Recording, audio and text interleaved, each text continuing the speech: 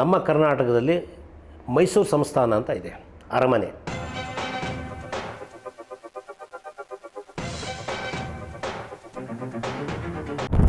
ಅದು ನೂರಾರು ವರ್ಷಗಳಿಂದ ಒಂದು ರಾಜರು ಆಳ್ತಕ್ಕಂಥ ಒಂದು ಸಂಸ್ಥಾನ.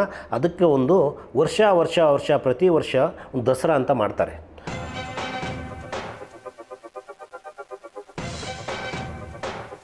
ಹಾಗೆಯೇ ನಮ್ಮ ಚಿತ್ರರಂಗದಲ್ಲೂ ಕೂಡ ಒಂದು ಕುಟುಂಬ ಇತ್ತು, ಅದು ಡಾಕ್ಟರ್ ರಾಜ್ಕುಮಾರ್ ಕುಟುಂಬ.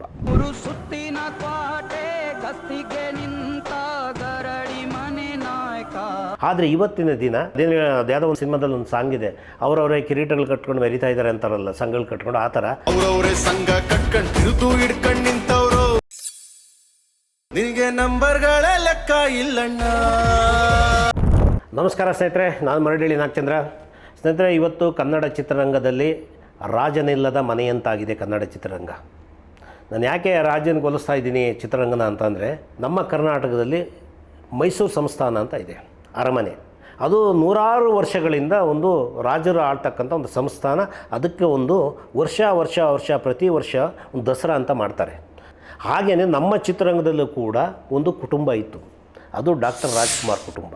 ಆ ಕುಟುಂಬದಲ್ಲಿ ಡಾಕ್ಟರ್ ರಾಜ್ಕುಮಾರ್ ಅವರು, ಪಾರ್ವತಮ್ಮ ರಾಜ್ಕುಮಾರ್ ಅವರು, ವರ್ಧಪ್ಪರು, ಹೀಗೆ ವಿಷ್ಣುವರ್ಧನ್ ಅವರು, ಅನೇಕರು, ಅಂಬರೀಷ್ ಅವರು, ಏನೇ ಸಮಸ್ಯೆಗಳಾದರೂ ಅಣ್ಣವ್ರ ಮನೆಗೆ, ದೊಡ್ಡ ಮನೆಗೆ ಒಂದು ಸಮಸ್ಯೆನ ಬಗೆಹರಿಸೋದಕ್ಕೆ ಅಲ್ಲಿ ಹೋಗೋರು, ವಿಚಾರನ ಬಗೆಹರಿಸಿ ಬರ್ತಾಯಿದ್ರು.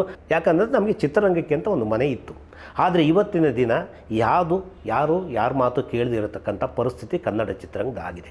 ಯಾಕಂದರೆ ಅವರವರೇ ಸಂಘಗಳಿಗೆ, ಅಂದರೆ ಯಾವುದೋ ಒಂದು ಸಿನಿಮಾದಲ್ಲಿ ಒಂದು ಸಾಂಗ್ ಇದೆ, ಅವರವರೇ ಕಿರೀಟಗಳು ಕಟ್ಕೊಂಡು ಮೆರಿತಾ ಇದ್ದಾರೆ ಅಂತಾರಲ್ಲ, ಸಂಘಗಳು ಕಟ್ಕೊಂಡು, ಆ ಥರ ನಮ್ಮ ಕನ್ನಡ ಚಿತ್ರರಂಗದಲ್ಲಿ ಅನೇಕ ವಲಯಗಳಾಗ್ಬಿಟ್ಟಿದೆ. ಸಪ್ರೇಟಾಗಿ ಒಬ್ಬೊಬ್ಬ ನಟ ಒಂದೊಂದು ವಲಯ ಮಾಡ್ಕೊಂಡಿದ್ದಾರೆ, ಒಂದೊಂದು ಟೀಮ್ ಮಾಡ್ಕೊಂಡಿದ್ದಾರೆ.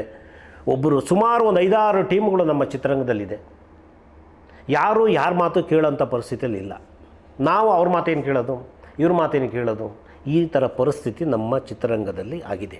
ನಾನು ಏನಕ್ಕೆ ಇದು ಹೋಲಿಸಿದೆ ಅಂದರೆ, ನಮ್ಮ ಮೈಸೂರು ಸಂಸ್ಥಾನ ಮತ್ತು ಕನ್ನಡ ಚಿತ್ರರಂಗದ ಒಂದು ಕುಟುಂಬಕ್ಕೆ. ಅಂದರೆ ನೋಡಿ, ಮೈಸೂರು ಸಂಸ್ಥಾನ ಯಾವುದೇ ಸರ್ಕಾರ ಬಂದರೂ ಸರ್ಕಾರದವರು ಆ ಸಂಸ್ಥಾನದ ಜೊತೆಗೆ, ಮೈಸೂರು ರಾಜರ ಜೊತೆಗೆ ಸೇರಿಕೊಂಡು ವರ್ಷ ಪ್ರತಿ ವರ್ಷ ದಸರಾನ ಆಚರಣೆ ಮಾಡ್ತಾರೆ. ಯಾಕಂದರೆ ಅದು ಸಂಪ್ರದಾಯ, ಅದೊಂದು ವಾಡಿಕೆ ಬಂದಿದೆ, ಆ ಥರ ಮುಂದುವರಿತಾ ಇದೆ.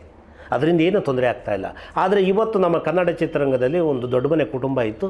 ಆ ಕುಟುಂಬದ ಬಗ್ಗೆನೂ ಈಗ ಅನೇಕರು ಸೋಷಿಯಲ್ ಮೀಡಿಯಾಗಳಲ್ಲಿ, ಅಂದರೆ ಅವ್ರಿಗೆ ಒಂದು ಅನಾಗರಿಕರು ಅಂತ ಹೇಳ್ಬೋದು. ಓದಿರ್ತಾರೆ, ಎಲ್ಲ ಇರ್ತಾರೆ, ಆದರೂ ಅನಾಗರಿಕರವಾಗಿ ವರ್ತನೆ ಮಾಡ್ತಾ ಇರ್ತಾರೆ. ಅಂದರೆ ಆ ಕುಟುಂಬದ ಸೇವೆ ಏನು, ಆ ಕುಟುಂಬ ಏನು ಮಾಡಿದೆ, ಏನು ಬೇಕಾಗಿಲ್ಲ, ತೇಜೋವಧೆ ಮಾಡೋದು ಸೋಷಿಯಲ್ ಮೀಡಿಯಾದಲ್ಲಿ. ಅದಕ್ಕೆ ಅವರು ಕೂಡ ಏನಾಗಿದ್ದಾರೆ, ಆ ಕುಟುಂಬದಲ್ಲಿ ಜವಾಬ್ದಾರಿ ವಹಿಸ್ಕೊಳ್ಳೋಕ್ಕೂ ಅವರು ರೆಡಿ ಇಲ್ಲ. ಅವ್ರಿಗೆ ವಹಿಸ್ಬೇಕು ಅನ್ನೋರು, ವಹಿಸೋರು ಯಾರೂ ರೆಡಿ ಇಲ್ಲ, ವಹಿಸ್ಕೊಳ್ಳೋಕ್ಕೂ ರೆಡಿ ಇಲ್ಲ. ಆ ಥರ ಹೋಗಿದೆ. ಯಾಕಂದರೆ ನೋಡಿ, ಈಗ ಇರೋದೇ ನಮ್ಮ ಚಿತ್ರರಂಗದಲ್ಲಿ ಮಾತಾಡ್ತಾ ಇರೋದೇನೆಂದರೆ, ನೋಡಿ, ಶಿವರಾಜ್ಕುಮಾರ್ ಅವ್ರಿಗೆ ಒಂದು ಪಟ್ಟ ಕಟ್ಬೋದು, ಅವರು ಸಾರಥ್ಯದಲ್ಲಿ ಹೋಗೋಣ ಅಂತ. ಯಾಕಂದರೆ ಅವರು ತುಂಬ ನೊಂದೋಗ್ಬಿಟ್ಟಿದ್ದಾರೆ. ಹಿಂದೆ ನಾವು ನೋಡಿದ್ದೀವಿ ಅನೇಕ ವಿಚಾರಗಳಲ್ಲಿ, ಡಬ್ಬಿಂಗ್ ವಿಚಾರಗಳಲ್ಲಿ ಮುಂದೆ ನಿಂತಾಗ ಅವಾಗೆಲ್ಲ ಹಿಂದ್ಗಡೆ ಯಾರ್ಯಾರು ಏನೇನು ಮಾತಾಡಿದ್ರು ಅನ್ನೋದು ವಿಚಾರಗಳು ಗೊತ್ತಿದೆ. ಅದರಿಂದ ಅವ್ರಿಗೇನಾಗಿದೆ ಅಂದರೆ, ಯಾಕಪ್ಪ ಬೇಕು, ನಮ್ಮ ಕೆಲಸ ನಾವು ಮಾಡ್ಕೊಂಡು ಹೋಗೋಣ, ಯಾಕೆ ನಮಗೆ ಉಸಾಬರಿ ಅಂತ. ಯಾಕಂದರೆ ಆ ಸ್ಥಿತಿ ನಾವು ತಂದಿದ್ದೀವಿ. ಅಂದರೆ ನಮ್ಮಲ್ಲಿರತಕ್ಕಂಥ ಒಂದು ಏನೋ ಅದು ಒಂಥರ ಅಹಮ್ಮ, ನಾನು ಯಾಕೆ ಅವ್ರ ಮಾತು ಕೇಳಬೇಕು, ನಾನು ಯಾಕೆ ಅವ್ರ ಮನೆಗೆ ಹೋಗಬೇಕು, ನಾನು ಯಾಕೆ ಅವ್ರು ಹೇಳಿದ್ದನ್ನು ನಾನು ಫಾಲೋ ಮಾಡಬೇಕು. ಯಾಕಂದರೆ ಹಿಂದೆ ರಾಜ್ಕುಮಾರ್ ಅವರು ಒಂದು ಏನಾರು ಸಮಸ್ಯೆ ಆದಾಗ ಚಿತ್ರರಂಗದ್ದು ಅವರು ಹೋಗೋರು, ವಿಷ್ಣುವರ್ಧನ್ ಹೋಗೋರು, ಅಂಬರೀಷ್ ಅವರು ಹೋಗೋರು, ಇಲ್ಲ ಮೀಟಿಂಗ್ ಮಾಡೋರು. ಅವರು ನೋಡಿ, ಅಂಬರೀಷ್ ಅವ್ರಿಗೂ ಅನೇಕ ಅಭಿಮಾನಿಗಳಿದ್ರು ಆ ಸಮಯದಲ್ಲಿ, ವಿಷ್ಣುವರ್ಧನ್ ಅವ್ರಿಗೂ ಅಭಿಮಾನಿಗಳಿದ್ದರು, ಶಂಕರ್ ನಾಗ್ ಅವ್ರಿಗೂ ಅಭಿಮಾನಿಗಳಿದ್ದಾರೆ. ಎಲ್ಲರೂ ಅದೆಲ್ಲ ಬಿಟ್ಟು, ತಲೆಯಲ್ಲಿ ಅದೆಲ್ಲ ಬಿಟ್ಟು ಹೋಗೋರು. ಯಾಕೆ ಹೋಗೋರು? ಒಂದು ಯಾರು ಒಬ್ಬ ಜವಾಬ್ದಾರಿ ವಹಿಸ್ಕೋಬೇಕಲ್ವಾ. ಈಗ ಯಾರು ವಹಿಸ್ಕೊಂಡ ಮೇಲೆ ಅದನ್ನ ಕ್ಲಿಯರ್ ಮಾಡಬೇಕು. ಯಾರು ವಹಿಸ್ಕೊಳ್ಳೋಕೆ ರೆಡಿ ಇಲ್ಲ ಅಂದಾಗ, ಅದಕ್ಕೆ ದೊಡ್ಡ ಮನೆ ರಾಜ್ಕುಮಾರ್ ಅವರು, ಪಾರ್ವತಮ್ಮ ರಾಜ್ಕುಮಾರ್ ಅವರು ಒಂದು ಚಿತ್ರರಂಗಕ್ಕೆ ಒಂದು ಆಶ್ರಯ ಥರ ಬದುಕಿದ್ರು, ಆಶ್ರಯ ಥರ ಇದ್ದರು. ಯಾವಾಗ ಅವರು ಹೊರಟೋದ್ರು, ಏನೋ ಅದು ಎತ್ತಿಗೆ ಮೂಗುದಾರ ಇಲ್ಲರೋ ಥರ ಆಗೋಯ್ತು. ಹೇಳಿದ್ನಲ್ಲ ಆಗಲೇ, ವಹಿಸ್ಕೊಳ್ಳೋರು ರೆಡಿ ಇಲ್ಲ, ವಹಿಸೋಕ್ಕೂ ರೆಡಿ ಇಲ್ಲ ಅಂತ. ನಾವು ಹೇಳೋದೇನೆಂದರೆ, ಕಲಾವಿದರ ಸಂಘ ಆಗ್ಬೋದು, ನಿರ್ದೇಶಕರ ಸಂಘ ಆಗ್ಬೋದು, ನಿರ್ಮಾಪಕರ ಸಂಘ ಆಗ್ಬೋದು, ವಾಣಿಜ್ಯ ಮಂಡಳಿ ಆಗ್ಬೋದು, ಅನೇಕ ಸಂಘ ಸಂಸ್ಥೆಗಳು, ಒಕ್ಕೂಟ ಎಲ್ಲವೂ ಇದೆ. ಎಲ್ಲರೂ ಕೂತ್ಕೊಂಡು ಯಾರೊಬ್ಬರಿಗೆ ಪಟ್ಟ ಕಟ್ಟಲೇಬೇಕು. ಪಟ್ಟ ಕಟ್ಟಲಿಲ್ಲ ಅಂದರೆ ಕಷ್ಟ. ಪಟ್ಟ ಕಟ್ಟಿದ ಮೇಲೆ ಹೇಗಿರಬೇಕು ಅಂದರೆ ಅವ್ರ ಮಾತು ಕೇಳಬೇಕಂತಂದ್ರಲ್ಲ, ಆ ಸಮಿತಿಯಲ್ಲಿ ಎಲ್ಲರೂ ಕೂತ್ಕೊಂಡು ಮಾತಾಡಿ ಚರ್ಚೆ ಮಾಡಿ ನಾವು ಬಗೆಹರಿಸ್ಕೋಬೇಕು. ಇವತ್ತೇನು ಯಾರು ಭೇಟಿಯಾಗೋ ಪರಿಸ್ಥಿತಿಯಲ್ಲಿ ಇಲ್ಲ. ಸ್ಟಾರುಗಳು, ಅನೇಕ ನಾಯಕ ನಟರು ಒಬ್ಬರ ಮಕ್ಕಳೊಬ್ಬರು ನೋಡೋಕ್ಕಾಗೋದೇ ಇಲ್ಲ, ಸೋಷಿಯಲ್ ಮೀಡಿಯಾದಲ್ಲಿ ನೋಡ್ಕೋತವೆ ಅಷ್ಟೇ.